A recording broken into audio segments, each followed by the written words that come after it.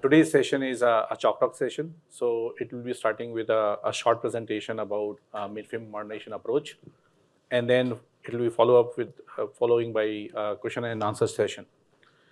This session is for designing AWS architecture for mainframe workloads. Mainframe workloads are, have a complex architectures, and they have, stringent requirements. Mainframe are used by various organizations in various industries, in financial, healthcare, insurance, even government institute running the high volume transaction workloads. These are business critical workloads. So they have functional and non-functional requirements. So what it takes to build a solution to meet these functional, non-functional requirements when we are migrating or modernizing these workloads on AWS Cloud.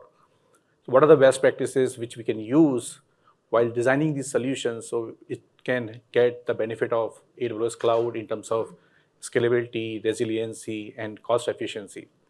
So last year, AWS launched a mainframe modernization service, which basically reduced a lot of work for the customers and the partners while building these solutions for mainframe modernizations. It's a managed service, and we are going to talk about this service in today's presentation also, how this can help to meet these functional and non-functional requirements. It can also help building a solution for these workloads from security standpoint, from a scalability standpoint, and high availability standpoint. So we'll start our presentation and talking about these solutions. Yes. Over to you. Hello everyone, my name is Jayanti Rajaraman, and I'm a customer delivery architect, and I work in the professional services group at AWS, focused on helping our global financial customers who are interested in migrating their mainframe workloads to AWS. So like Vipin said, today we'll start off with a short presentation. And what we are going to talk today in the presentation, I'll try to wrap this around 15-20 minutes so we'll have time to discuss and answer questions and understand what you all are seeing regarding mainframe modernization as well. First, briefly, we just want to overview what we are hearing from our customers, what are their drivers, what are they looking to get out of migrating workloads to AWS. Then I'll briefly overview what are the benefits you get from migrating and using the modernization service that Vipin just mentioned. And also talk about the patterns based on our best practices. Now, we do understand these are not the only patterns. There are many approaches to migrating mainframe workloads to cloud, but these are just based on what we've seen as best practices. And certainly if you all have questions about other patterns or other topics, we are welcome to discussing that at the end. And then I'll provide a very high overview of the managed service that we just launched last year. And lastly, I'll just show you a very, very high-level architecture of how the solution looks if you use the managed service. And after that, we'll just open it up, and hopefully we'll have a very good conversation with you all about what you all are seeing, questions, suggestions, feedbacks, anything you have seen as well. All right, so first, so AWS, as you all have probably heard, is very customer-focused, and many of the services that we launch is based on what we hear from our customers. So along the same lines, we have been talking to a lot of mainframe customers who are interested in migrating their workloads to cloud.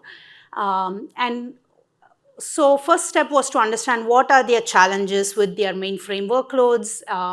And you see a whole list there. I'm certainly not going to go through the entire list here, but for example, I'll just take a few. The skill shortage is a very common one we hear. It is becoming increasingly harder to find mainframe skill sets to maintain the mainframe environments, both from an application standpoint in terms of COBOL and databases and so on, but also from an infrastructure standpoint. And then we also hear a lot of technical debt, right? I mean, typically these platforms have been around for 40 plus years in some cases. So there's a lot of technical debt that has built up over the time. Cost is another common conversation we tend to have with our customers. So based on these conversations, the three major drivers we see in terms of modernizing and migrating workloads to cloud from mainframe. The first one is the increased agility. So when we talk about agility, right, we are talking about how quickly can you respond to the business needs, right? So with mainframe, typically, you have a very set environment, scalability is difficult. So it makes I won't say this is always the case. There have been DevOps practices that have come about in mainframe, but in many cases, the many mainframe release cycles are significantly slower when compared to many of the distributed platforms. So increasing the agility is a key for many of our customers. The next one is the reduced cost. Again, because of the fact that you have a limited capability and you have to procure for your peak capacity and so on. But with cloud, you have the pay-as-you-go pricing and on-demand services, which significantly help with the cost. And the third thing we hear about from customers is the risks, right? Like, for example, both technical and non-technical, like the skills shortage I mentioned, and some of the complex dependencies that exist on mainframe. So these are the major drivers that are causing our customers to start talking about migrating these workloads to cloud, to AWS. So as they start this journey and embark on it, very frequently then, the other questions start coming up. I mean, we certainly recognize that mainframe workloads are extremely complex, supporting core business, critical businesses. So, they start asking about what are the patterns we should choose? How do we prioritize? How do we mitigate risk, minimize risk in this process, and so on? So as we were talking to our customers, we realized that it would be very helpful for our customers if we had a managed service that could help accelerate their journey to cloud and minimize the risk. So with that, last year at re:Invent, we announced the launch of AWS Mainframe Modernization Service. So this is a unique platform. So this is not just a platform that's focused on migration. So if you look at this here, first you see the analyze. So essentially, this platform has the tools that are required to migrate, modernize, execute, and operate your mainframe workloads on cloud. So we first start with the analyze. So in this step, what happens is this service enables the tools that are required to import all your mainframe artifacts, your source code, your JCLs, whatever else is required to analyze your applications. And once we do the analysis of the applications, identify the dependencies, we can start planning out the migration. What do you migrate first? What do you migrate next? So the whole assessment and planning can happen using that tool. Then from there, we move on to the develop step. And in the develop is where you're transforming these applications. And I'll talk about two different patterns that are supported. But basically here, you're transforming these applications so it can execute in AWS. And then you deploy these applications. So using this service, you can create the runtime that's required to deploy these applications. And in the operate, you can manage your applications using this service, using very easy interfaces, both from an AWS console, and we also have CLI access to manage the services. And you see the arrow going back to analyze. So basically, it just doesn't stop there, right? You can continue using this service to further modernize, develop your code, and keep modernizing and deploying the code once you've migrated. And on the bottom, you see we also have an automated DevOps pipeline. So straight away, you get a DevOps pipeline that we have a template that we give that you can use to deploy either in test or production environments. So this service, the whole goal of this service is so that we can help our customers accelerate their mainframe migrations to cloud and reduce the risk. So here are some of the key benefits of using this service. Like I said, this is to address some of the major drivers our customers were looking to achieve. So you see some repetition here, but first thing is agility. Like I said, it comes with a DevOps pipeline built in. So from that standpoint, you are ready to go on day one.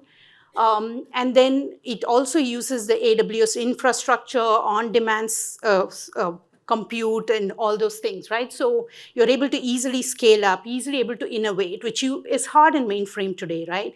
So if you have a team who just wants to go try something, there's a limited test environment. But here, you can enable your teams to go use these on-demand services. And third, of course, the fact that this is a managed service, right? So there are few simpler interfaces when it comes to operations, and a lot of automation is already built into the service. And of course, anytime you want to deploy it anywhere in the world, it becomes easier to use this and deploy it. The next one is a proven tool chains. So what do we mean by that? So when you're talking about mainframe applications that have been written over many, many, many years, which are very complex. So when you have a tool that needs to convert these applications and migrate them, it takes many years to develop the tools, have them mature and tested and so on. So even though the service was just launched, the tools that we are using behind the scenes are very tested tools. They've already been used, and many applications have been converted and deployed using these tools. So you can know that you have the reliability knowing that this has already been done using these tools. And then from a quality of service, this application is a managed service, so it comes in with all the security integrations with our AWS security services like IAM and IAM Cognito. And you can easily, from a high availability standpoint, you can use multiple AZs and all our infrastructure across the globe to enable high availability. And elasticity, you can easily achieve elasticity, use auto-scaling to achieve that as well. And then the fast modernization is a very key aspect of this. Like I said, we have two different patterns that we have enabled in this tool.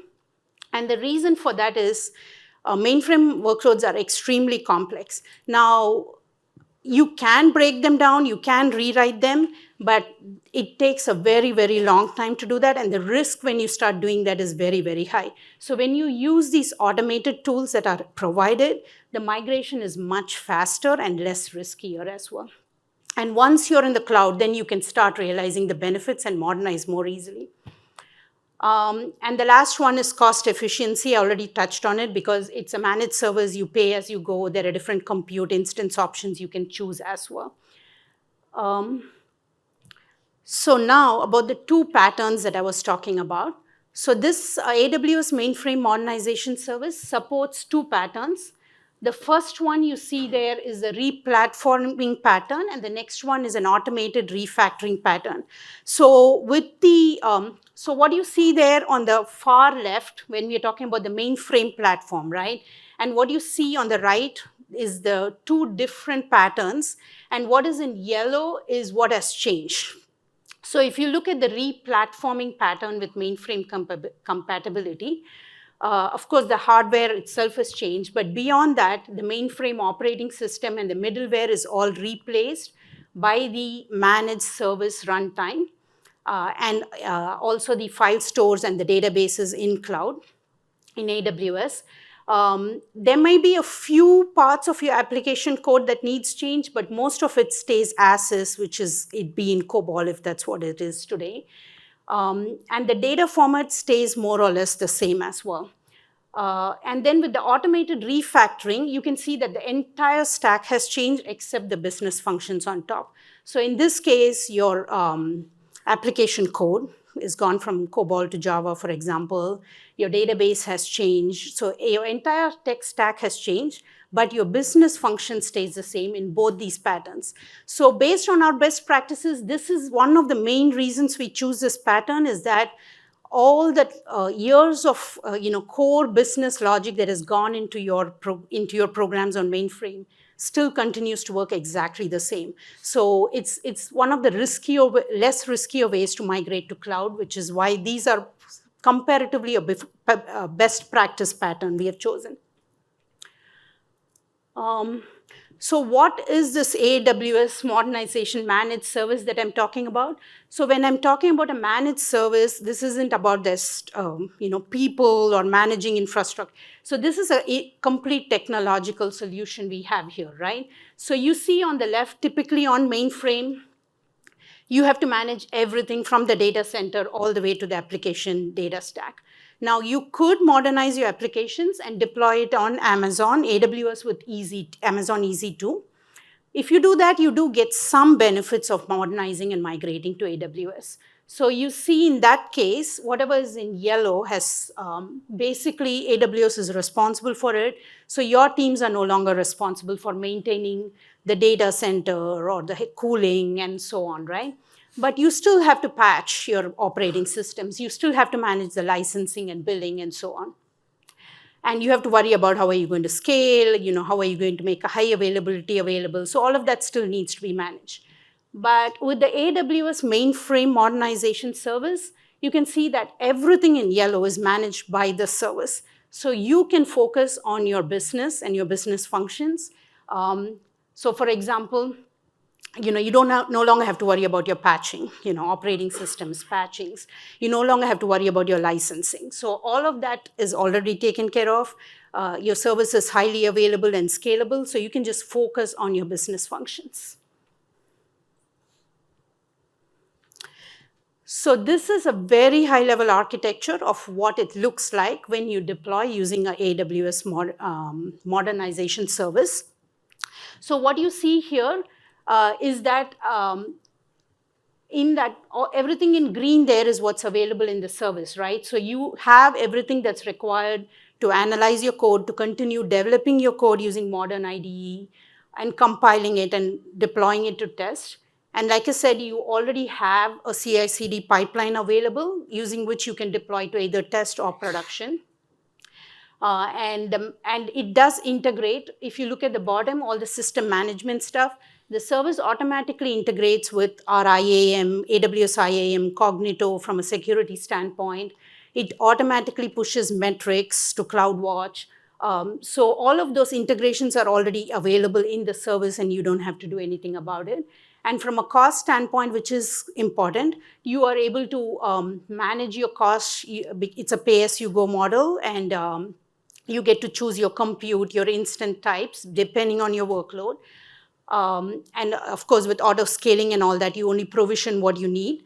And the other thing is you can manage and track your cost using tagging and so on, right? So you can track your cost at the application level using tagging and so on. And so you see there on the top, production macro services, we've called it. Just want to touch on that really briefly, and we can go into it more. So what is a macro service right now? What we mean by the macro service is when we are doing either of these patterns, we are not breaking down your mainframe code into microservices or anything. We try to keep as much of the functionality as is. The reason being that once you start mainframe, I'm sure many of you, if you're from the mainframe world, understand how complex that environment is, and we completely understand. The dependencies are extremely complex. So when you start breaking them down, migration becomes harder and harder. So we try to keep units together as much as possible. And once you do that, now you can use tools to do API enablement. And once you do that, you can access the services using REST APIs, for example.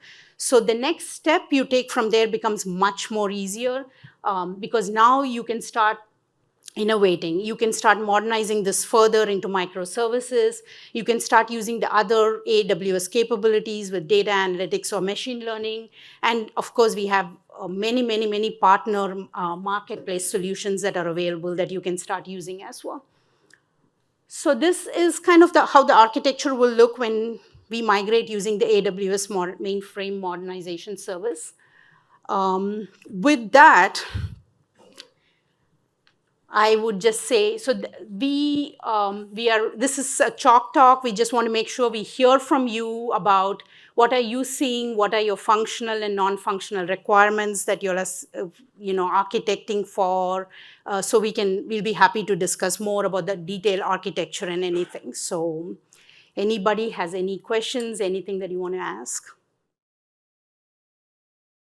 So with replatforming, what we mean is, so we're going to use tools. In this case, right now, the modernization service uses Micro Focus tools for replatforming right now. So you take the mainframe code, and it is compiled, and you deploy it and execute it in the cloud. So the code is not rewritten. It still stays in COBOL, but you compile it and you execute. It's just recompiled to run in a Micro Focus environment. It's like a lift and shift. So that's why yeah. So The only change is basically the platform where the application is running. So right now the code is running in the mainframe on the ZOS environment, but you're porting the code and compiling it with the microfocus compiler, which has a microfocus COBOL similar to like IBM COBOL, which converts these instructions in the code and generate a code which can run on the runtime environment from microfocus, which can be installed on distributed platform. So any future changes will still remain on the microfocus support? That's correct. Yeah. So basically, it is a migration pattern in which you can run it on the distributed platform. You can still use your existing skill sets to maintain these applications, and that's the main benefit. So suppose if one of your concern for migrating is not a skill shortage, and you want to utilize your existing staff who already has a knowledge on the functional side, you can still use those staff to maintain these applications, but at the same time, you get a benefit of the cost reduction, because in mainframe, the cost is high because of there's not much of the vendor choice available for the third-party solutions also, right? So the tools, utilities, what you use are from one or two vendors. The hardware, the runtime environment, what you use from IBM, right? So on a distributed platform, you get a choice of tools which you can use from development to manage these applications. So that's how you reduce the cost. So on the refactoring, the code will be migrating the entire functionality to Java or something? So we use, for refactoring, actually it's an AWS tool called Blue Age. We acquired Blue Age last year, I believe. So it's an AWS tool that automatically converts your COBOL code to Java. Your JCLs become Groovy in that case, and your BMS becomes Angular applications. So yeah, it will entirely convert the it will, functionality as correct. So Yeah, it will be converted, but functional equivalence 100%. I mean, your green screens will still look like green screens, but behind the scenes, it's actually an Angular Spring Boot application. So the customer who has concerns regarding the skill shortage, so they don't have no more COBOL developers, or they want to maintain these, or they have a roadmap for their technology stack where they want to maintain these applications on more modern languages, they want to convert it to Java, then this pattern suits for that one. I'm a mainframe DBA, and so a couple of things like the transaction speed, which, for example, mainframe offers kicks, right? Kicks transaction at 10, kicks can process around 1.3 million transactions per second. So no other transaction engine on Google cannot imagine. So how about the speed? Yeah.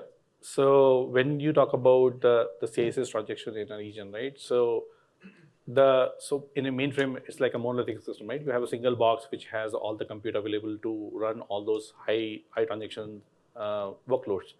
When you want to modernize these workloads, still you can run it without having any loss of the performance or the throughput. Now, how it works in a distributed platform is doing a parallel processing. You can, in place of having a one big compute, you can have parallel systems, and those can work as a cluster to give a feel of a single system. So you can still have the same throughput as you have on the mainframe. Yeah, horizontal scaling as opposed to vertical scaling. That's correct. That is correct. And but still, like mainframe is very stable. We have many less patches or things like that. In open system, we have every day new patches, new issues coming up, new raise service requests every now and then.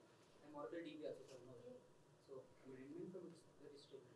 How do we ensure that that much of customer platform remains what do you call it, stable? Yeah. So here that's the role of the mainframe modernization service, right? So when you have a managed service, so you would have seen like the managed databases, right? Where you even though you are doing a patches, but your application does not get impacted because the patches are on the underlying layer. It does not impact your application execution. And the other thing is mentioned security, like it's more secure system. That is what is being considered, right? But again, the security is something which based upon what you need, and of course, the same thing can be built on the distributed environment also. I mean, so those are all critical aspects when we architect the workloads, right? I mean, we have to carefully architect to make sure from a security standpoint, right? When you talk about the managed service, of course, AWS is responsible for all those layers, but still, architecting for security at the application layer is still a customer responsibility. You still have to make sure you have encryption in place. All those fundamentals still have to be taken care of. It's not like magic, right? You still have to do those things. So. Yeah, I understand. But what I also hear is mostly, customers, for example, banking customers or the healthcare with the critical data sets. They only are happy to migrate the non-critical workload, not the very critical or sensitive data. Right. They are a little bit afraid to migrate. We have case studies like from our own experiences. We have seen customer from other industries. They still consider for doing the mainframe modernization. I mean, if you would like to discuss this one, if you have any specific customer, we can refer those case studies with you. Do have, I'm not denying what you're saying. There is that's the initial concern we hear typically from many customers, especially in financial services and healthcare. But we do have many customers in those industries who have migrated to AWS. Again, the services, many of our services, we go through our compliance requirements and everything. So at that level, we are responsible, but we will also work with the customers to make sure that at the application level, you are still securing it correctly. So we can certainly guide you all through making sure that you do that correctly to be secure as well. And one more thing, we are moving on to RDS, right? So that is RDBMS. Correct. Yeah. So like DB2ZOS is fine, that is RDBMS. What about IMS database? It's a hierarchical database, and then we have ESM databases. Correct. Yeah. So it depends on the pattern. So if you do refactoring, for example, we would still move your vSAM and your IMS database to RDS database. But we try to keep those data because of the hierarchical database. And plus with vSAM, you tend to have a lot of different file layouts within a single file, right? So we keep those in the refactoring pattern. They stay in a DB2 blob kind of structure. So you have a key and then you have the entire data in a blob in another column. And then what happens is the refactoring tool has, in that framework, it has the ability to, when it actually has to do the IO operations, it can decide what is the layout and reformat it correctly and pass it on to the program. So that's part of the framework that comes with the refactoring tool that will take that aspect of it. And Micro Focus, which we use for replatforming, you want to speak? Yeah, so for Micro Focus also, basically the IMS data and the vSAM can also be stored on a mount point on the file storage, but for the IMS it can be moved to RDBMS. So there are tools available within Micro Focus which can also move this data to RDBMS, in this case RDS, and use it for the application. So is this like fully like we use any certifications available for any certifications from AWS? For the mainframe modernization service? Yeah. In terms of training or in terms of compliance certification? The certifications like for us. Oh, so we are working on it. So this service is right now in preview. Preview. It is in preview. So it will be GA in this quarter. And then we are working on some training and so on for the service as well. I think you both answered the question. It was around performance, whether or not you gain or lose performance from moving from the mainframe to the cloud. And I think you answered it, and the answer is you don't lose performance. In fact, you maintain it. You do. And one of the things our goal is with this service is that from a non-functional aspect that we at least meet, if not exceed the performance on mainframe. Again, a lot of it is with the architecting, right? Depending on the workload, you have to make sure you choose the correct compute type, the correct instance type, and you have your auto scaling and all that. So all of that together will help get to the performance that you need. So that is one of the major goals. We understand the performance requirements when it comes to mainframe workloads, yeah. So underneath all of this, is it just standing up a fleet of EC2s, or is it spinning up containers? Or what is So, yeah, for the AWS Mainframe Modernization service, basically this service, underneath, basically there's a EC2 instances on which there is already installed, say for example, if we are talking on the replatforming solution, it is a Micro Focus enterprise server when we are talking on the runtime. When it comes for the analyzer service, on that one it comes with the app stream. So on the app stream, basically it's like a remote desktop kind of environment on which you have already installed a Micro Focus analyzer, along with some of the tools which are useful for the analysis of the application. When it comes for developer, it has a local instance of Micro Focus Enterprise Server. Again, it's available on the AppStream. And then it also has a connection or the drivers available through which you can connect to the databases. So if underneath that's a bunch of EC2s, is the auto-scaling managed outside of the service, or do I just set up auto-scaling Yes. independent of this, or auto-scaling is So the one of the best part of this service is basically this allow you to have a choice available when you provision the service, whether you want to go for a high availability environment or you want to go for a single availability zone. So for example, if you have a production workloads, you would like to have a high availability environment, right? So there's an option available where you can choose it, and this service, what it does, that it will deploy those servers across the availability zones. You can choose the availability zones, and by default, it will put them in an auto-scale zone, auto-scale group, and will deploy on the different availability zones. So that is built in. Whereas if you choose Micro Focus on the EC2, which before the service, the customers are using it, they need to build those environments, right? So deploy it across the availability zone based upon the customer requirement, and then have those load balancers available so that based upon the availability, it can move the transaction to a different instance. I was just thinking from a cost management perspective, if I don't know that the servers are Yes. going, Yes. So in this service, there's an option available where you can choose whether you want to deploy it on a high availability or you want to go on single zone. You can choose what kind of compute you would like to have. So there will be a choice of compute which are available, along with how many number of instances you want to choose to have a runtime environment. So there are 4 steps basically. So in the service, first you create a runtime environment with all these options, and then you create an application. So each workload is considered like an application which can be deployed on these runtime environments. Quick question. So nobody really talk a lot about resiliency perspective. So everybody rushes to get to the cloud. It's great. You put everything. So right now you take about 2 months to plan massive failover from one side to another, current state it is, right? Going to the cloud, can you give us a view of how that's going to look like for planning perspective or testing to make sure we're resilient for the mainframe perspective? If you guys have experience with other client that has done this, or you point out what to do. Can you repeat or explain more about, are we talking about having a resilient architecture, or basically to the journey from the assessment to the modernization? So your question is more about the DR and how do we do that, or? Yeah. Exactly, because it's easy to get to the cloud, but then what's next, right? Yeah. So how are we going to be if we lose region? Yeah. So right now we're actually in the stage of moving, testing from failing over from one side. It's like 2-3 months planning, right? So we're going to cloud. It should be a lot easier, right? Yeah. What did that mean for our Right. client?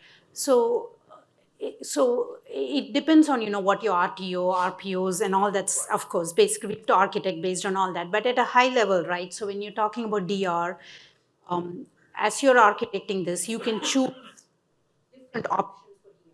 So if you have HA, it already gives you some level of comfort because you can deploy it in 2 ACs, 1 AC goes down, you're still able to function and run.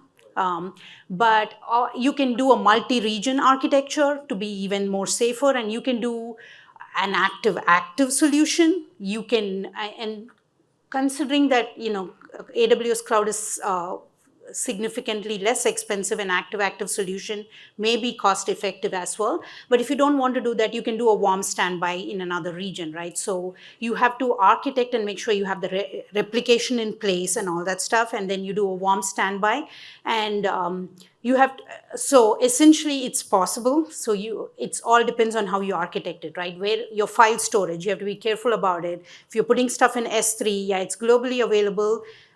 It may be, the time you need, it might be 15 minutes before you get something, right? So the RTO, RPOs should all be considered. Based on that, you can do a warm standby, you can have a replication, ongoing replication.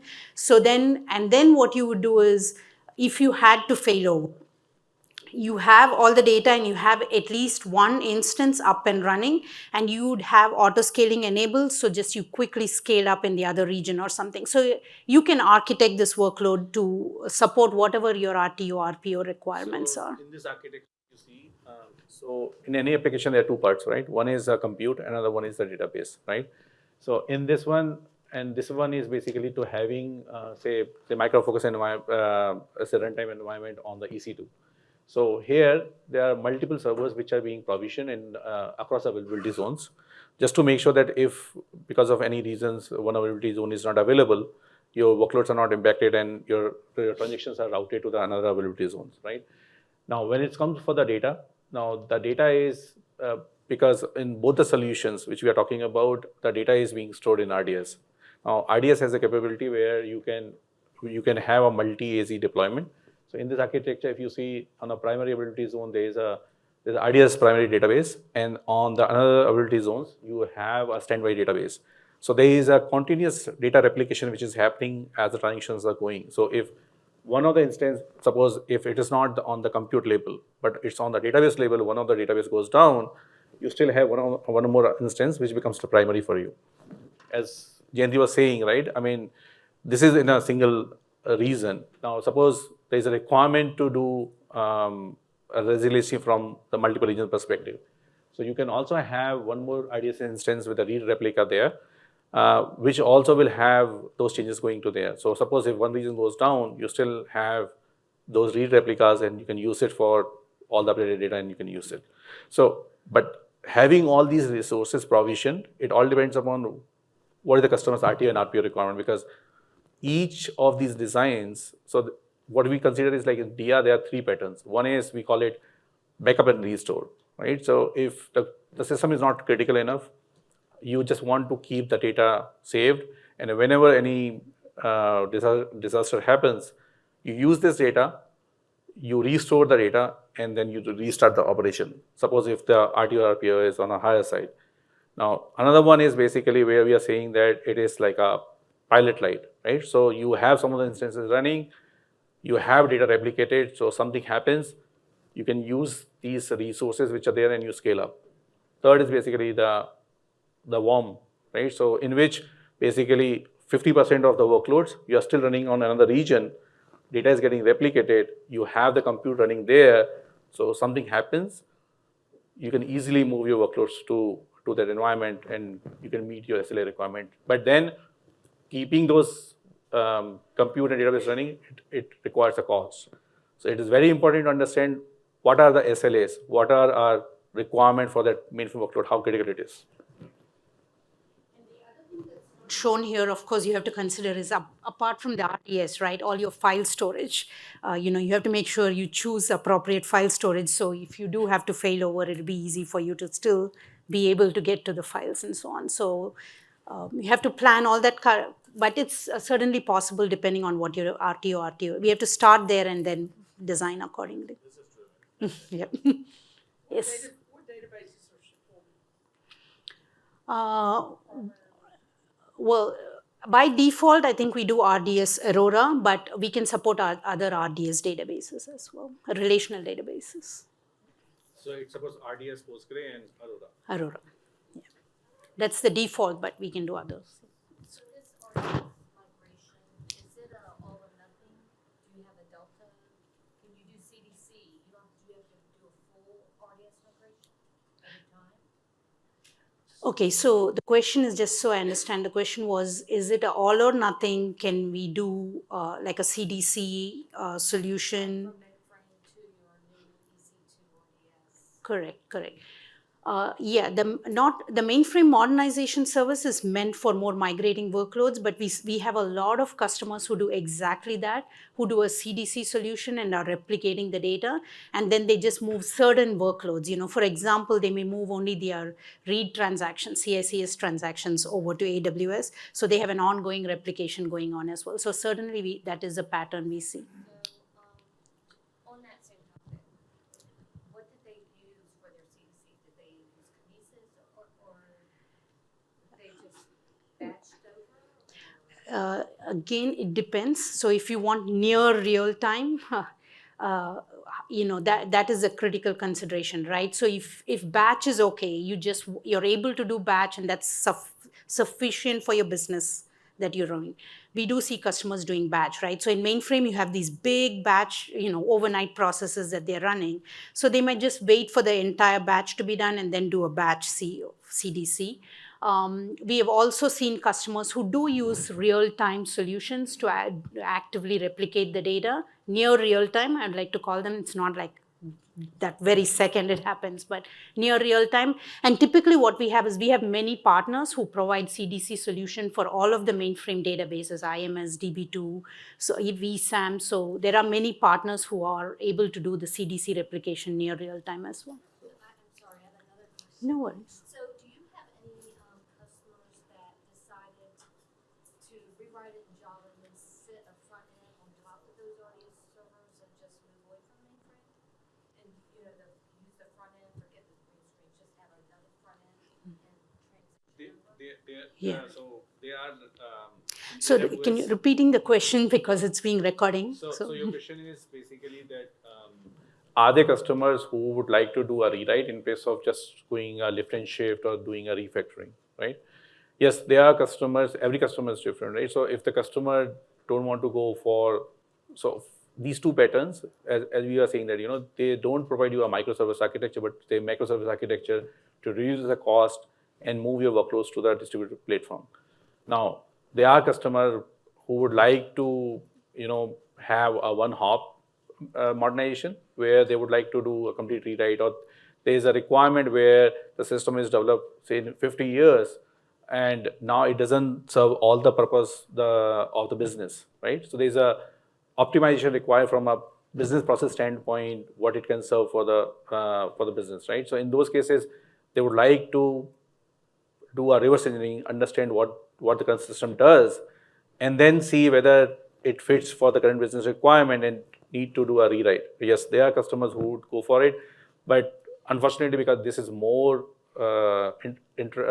this kind of pattern requires more interaction with the customers and the different community within the customer user base, from the technical team, the business team, and require manual effort.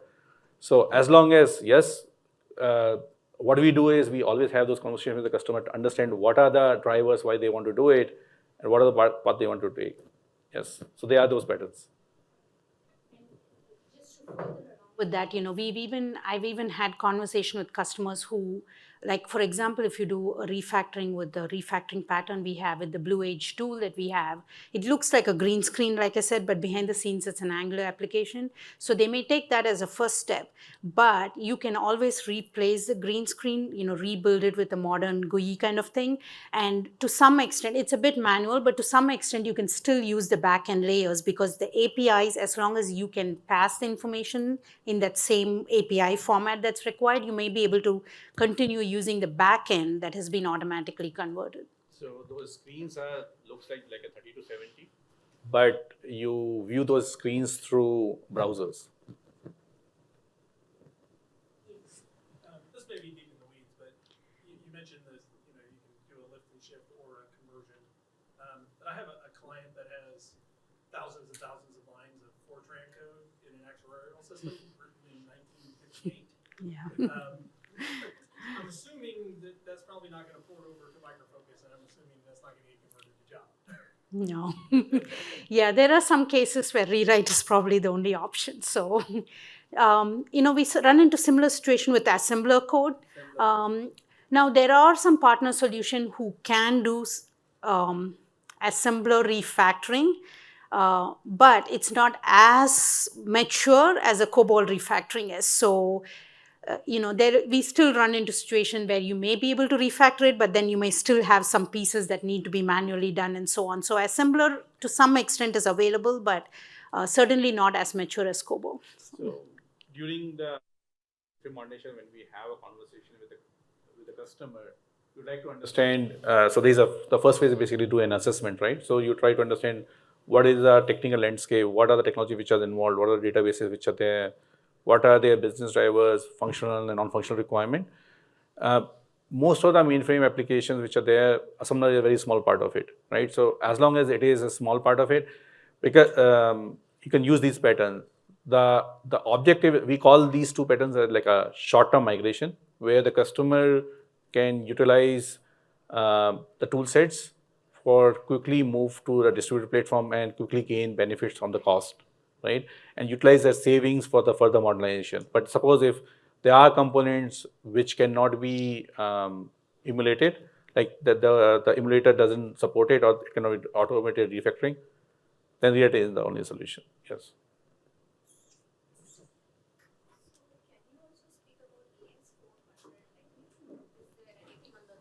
Yeah. So the question was, can I speak about AS400 and if there's anything in the roadmap? Actually, the Blue Age tool that I just spoke about, it does support AS400 RPG code as well, so you can use it to refactor. Right now, as far as I know, that Blue Age is our tool, but there are other partner tools that certainly support AS400 as well. So RPG, they again converted to the Java, and the data, say DB400, is moved to the RDS. And then the other question is, how does this service work with the map program? Yes. So because the service also use both the patterns of replatforming and refactoring using the tool sets, which covers in the map program. So the same benefit what is being what the customer, the partner gets while using these patterns or say micro focus on the EC2, the same benefits are applicable for the service. The one good advantage using the service is that if you are aware of the map program, the map program basically it is on the ARR, right? So basically how much consumption is there. Now, because this is a service, so the cost of the service has built in the cost for the EC2 as well as for the micro focus licensing, all those things. So everything from EC2 plus the micro focus, everything is covered in the cost of the service. So there's a higher ARR which can be projected with this. Yeah. I was wondering where, I guess, in the architecture would it make sense, or if it gets applied, when moving or when doing a migration and accounting for scalability, how do you avoid race conditions? What to avoid? Sorry, can you race repeat? conditions. So like if you're trying to like talk to one or have like two requests come, the load balancer sends like the request to modify data. Basically, he's saying read The asset properties. asset properties. From I think that should be part of RDS deciding. Yeah, so are you talking about the ACID properties? So from an RDS standpoint, right, our default is to use RDS Aurora Postgres. So it's an ACID compliant database, so yeah. Yeah, so what about like, if on our AS400 we run Infor products, how would that, if we migrated it to the cloud, how do you do things like that? Yeah, AS400, what product specifically you were talking about? So it's Infor, it's Infor, yeah. KVM or ERPLX. Yeah, I have, Manufacturing software. yeah, I don't know about those, I don't know. So for these softwares, if customer own the license, like to have a right for managing this source code, because most of the products which you buy from the market, it's available only for the use. The custom, like the end user, they cannot modify the source code, right? Because in both the patterns, you modify it. So unless there is a source code available, and if the source codes, again, I'm not sure about the products, whether they are written RPG or what languages are being there. If those languages are there and those are being supported by the tool sets, of course you can convert it and you have right to convert those codes. So do you think it's additional cost to run it in a cloud environment versus on-prem? Have you seen that with other customers? So, I mean, for the product, it's difficult to say. I don't have experience with this product. I mean, we can talk offline and we can say what exactly this product is, what components are there, and we can help you to work out on those estimates, like whether it'll be like cheaper to compare to the on-premise. Yes.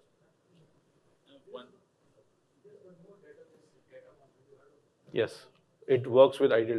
Ideal, and it is CA, not IBM. It's almost RDBMS, not RDBMS.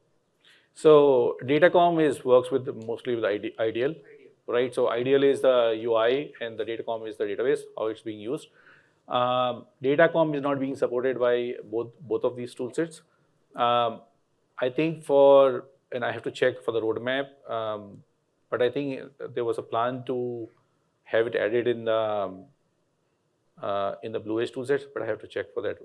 I'm not sure about it. But as of now, both the tools do not support Ideal and Datacom. IDMS is not being supported by the Micro Focus. For the Blue Edge, I have to check.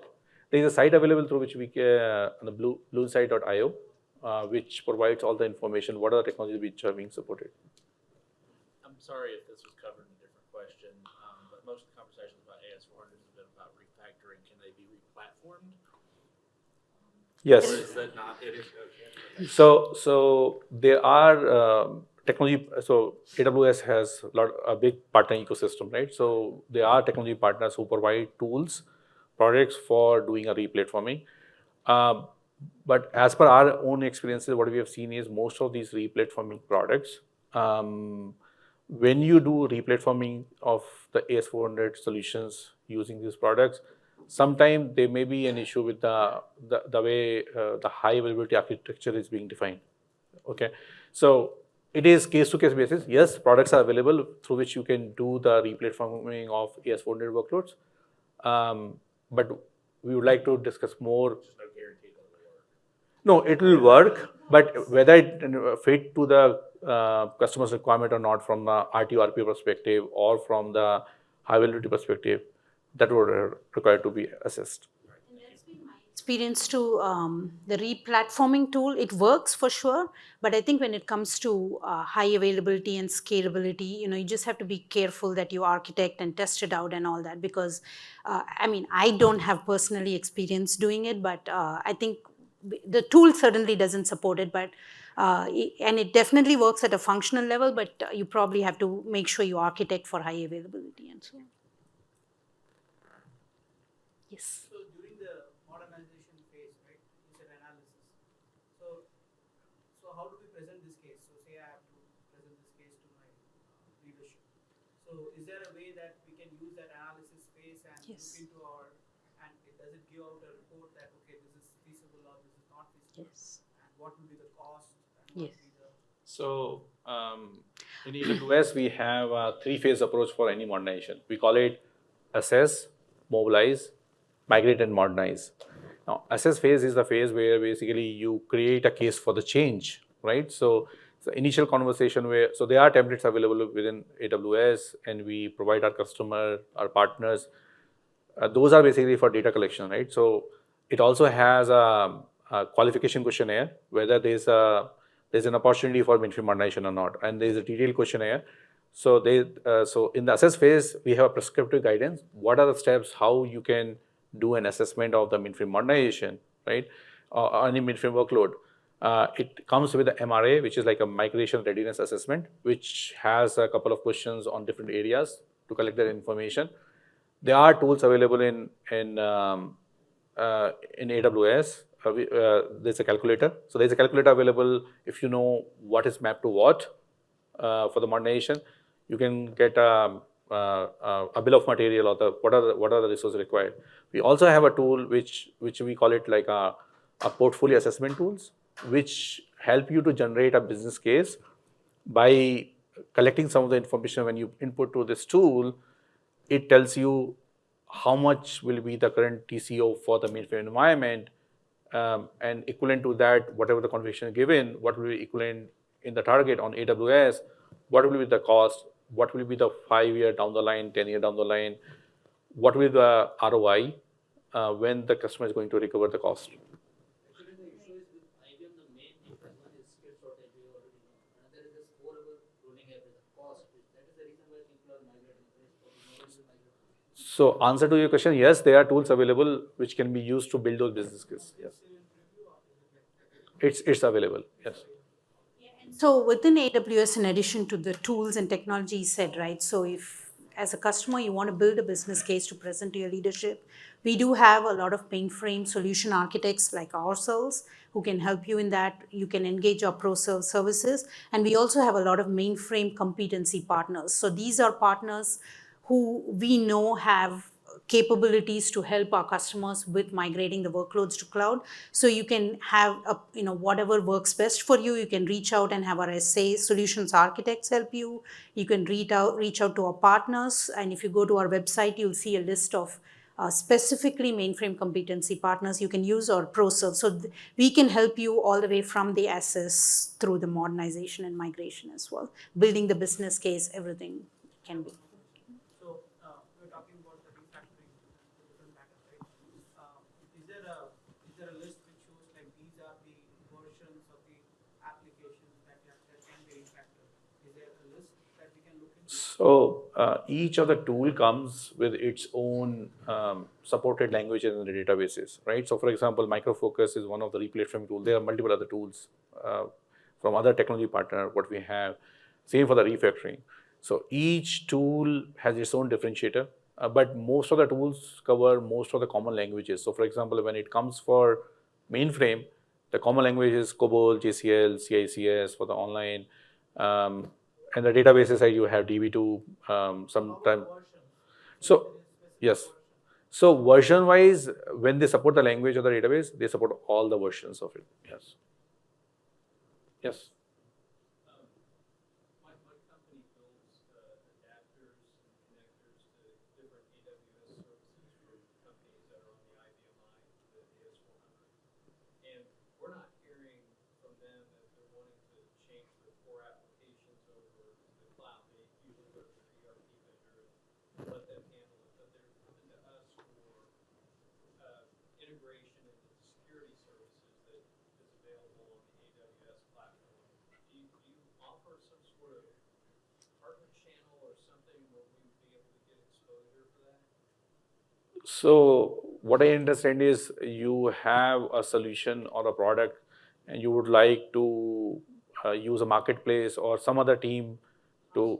But like, I came here hoping to hear a little more about like, how do you find out about partners that are offering things that would So modernize legacy platforms. So they on the expo, there were two booths. One was for Isp Partners. ISPs are basically independent software vendors. So the partners, which are our technology partners, right? So the technology partners who would like to list their solutions for other partners and they want to have it on marketplace, that booth can help. When it comes for a partner channel, to work with a partner, to understand different programs, different tracks on the partner track. There was a booth for partner network. I can help you with that. I mean, after the session, we can talk about it. Yes.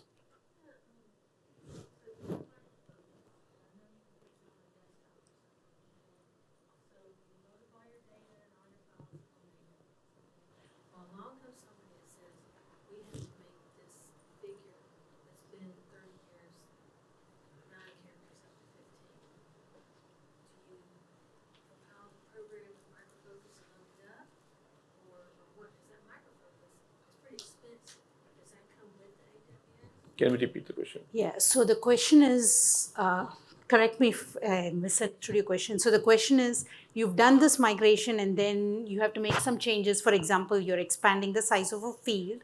How do we handle it? Do you recompile it and load it up? So with the mainframe modernization service we just talked about, so the Micro Focus toolset is available. It's part of the service. You don't pay extra for it. It's built into the service. So once you have migrated your workload, you're maintaining everything. You can maintain your code in AWS using the tool set. So yes, like any other development that you do on mainframe right now, you just do the same thing, recompile the code and deploy it into production. So you can have a code repository just like you have in mainframe with the changeman or other tool sets. You can have a code repository here, maybe in Git, where you can maintain these codes and then you have an integration available. So the service which we talked about, one was analyzer, one was developer and having a runtime environment. The developer service, which is available, it comes with Eclipse and a local enterprise server, so the developer can, and it has integration with the Git. So if you are using a Git, there's an integration available. The developer can check out the code, do a development on Eclipse, do a local test, and using a CI/CD with the runtime environment, they can deploy also On the cloud. on the cloud. Yeah. Correct. So Yes. what happens is the micro-focus tools that we talked about, the analyzer and the developer tools, like Vipin mentioned, we basically use a service called AppStream. So it gets streamed as a Windows, it's a software as a service kind of application. So it gets streamed to your desktop as a Windows application. So from your standpoint, it will just look like a Windows application and you use it like a Windows AppStream is basically like a remote desktop. So when you click on the AppStream, it gives you a view of a desktop and you have all the softwares there. Yes. Correct, yes. Yeah. Yes. I think we are the time. We can take one more question if you have any. Yeah. Sure. Say if we were to migrate to the cloud, 5 years go by, and then a new IT director comes along, and he doesn't like the cloud. He wants us to go back to the mainframe. Not possible. Is that possible? Well, actually, you can You run can do both of that. these solutions on-prem. So you can do that. So from a solution standpoint, you can do that. But if you migrated to an RDS, Aurora, Postgres database, right, then of course you have to take it back on-prem to another relational database or something like that. But Back to it for our instance in AS400, you'd be going back to it. right, yeah. So suppose if it is even though converted to Java, there is a Linux on which you can run these applications. on-prem version. Yes. Yeah. Yes. You can. It's just that I mean. I have not seen this scenario because most of the driver for customer for mainframe modernizations are the cost, agility, skill shortage. So, I mean, I don't see a reason why an executive will decide to go back to the mainframe. I mean, we are talking about a scenario of after 5 years, which. Hasn't been out in 5 years. All right. Yeah. Well, I think we are like almost at the end of the session. But we are here. If any of you all have any other questions, we are certainly available to discuss. But I appreciate everybody's time today, and I hope Thank it you was so much for useful. joining the session.